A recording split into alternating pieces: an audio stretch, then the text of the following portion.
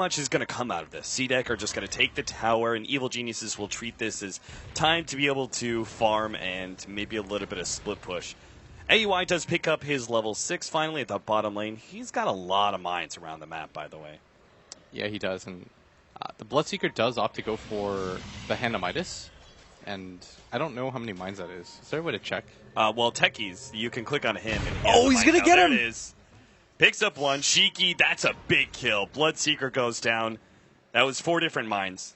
He had 13 at one point. So. All right, so much for the comeback. That's a free snipe for AUI, and it's a huge one because the Bloodseeker was starting to snowball a little bit.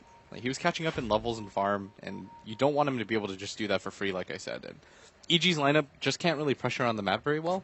Like, you have the Clinks and the Lina, but both heroes can get traded out so easily. They have the right idea. They've been searching for this Techies, and they will be able to actually get the kill. Fisher goes out before the suicide can from AUI. Nicely played. Fear immediately trying to cut the creep wave in the middle lane in order to allow his allies to take that middle tower, at least put some pressure on it. Fear starts backing up. He forced a couple rotations. Universe, meanwhile, doing something similar up there in the top lane. I mean, that one pickoff...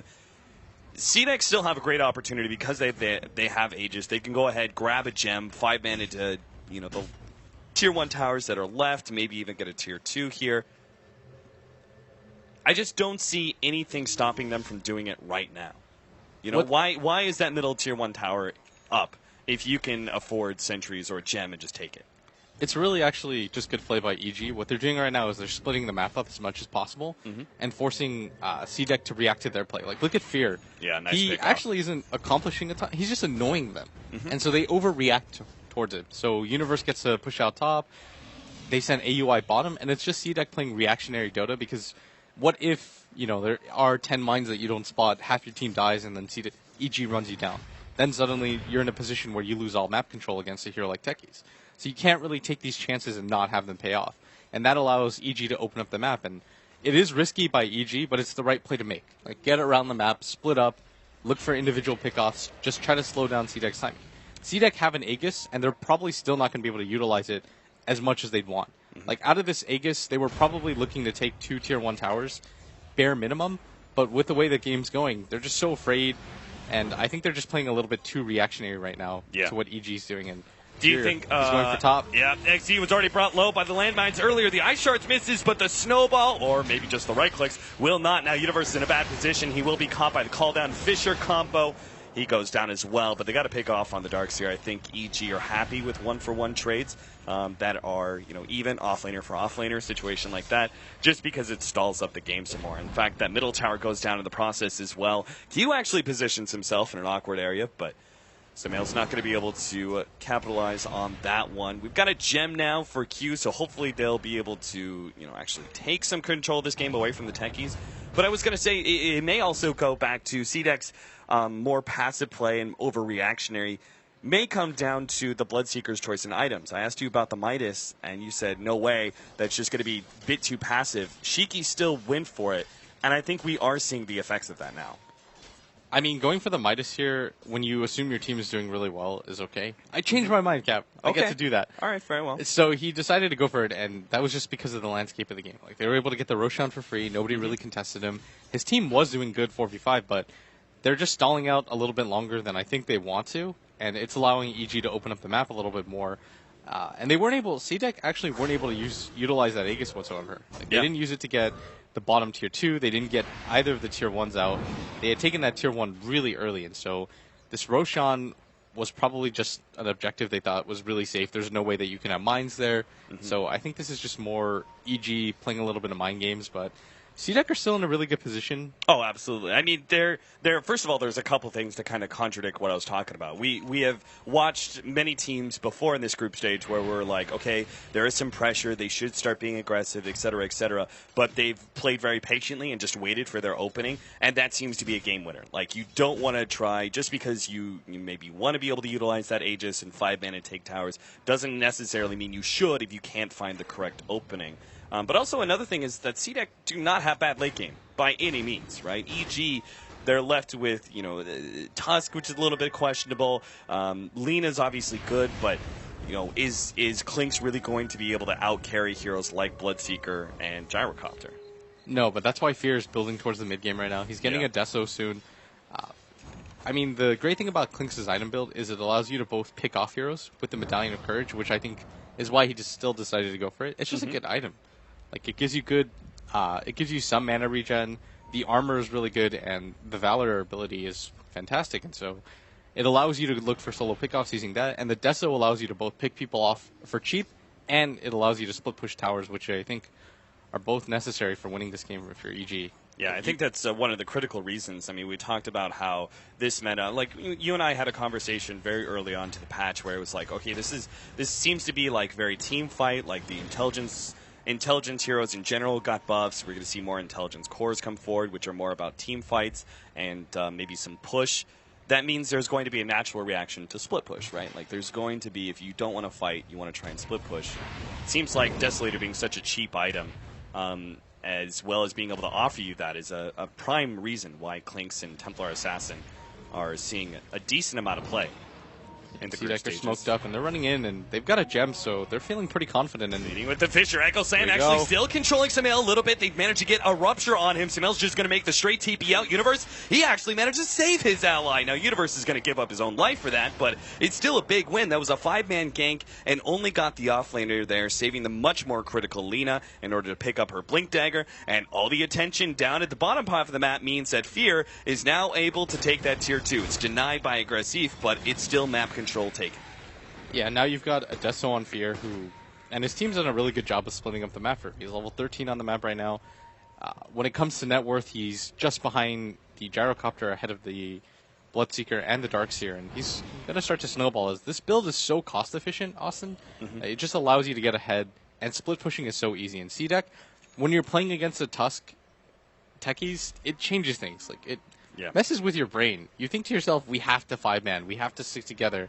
We have to go and walk around with our gem, because what happens if AUI had smoked up and, decided to place 20 mines in our jungle? We don't know these things, and so it messes with your head. And in this mid lane, he's trying to go on aggressive, but at the same time, Fear's come in from behind. He's going to be forced back with that Blood Right. PPD is in an awkward position. He should be going down here. Shallow Grave will save him for the meantime. They want to go farther up. Sumail actually came in and tried to go for Shiki.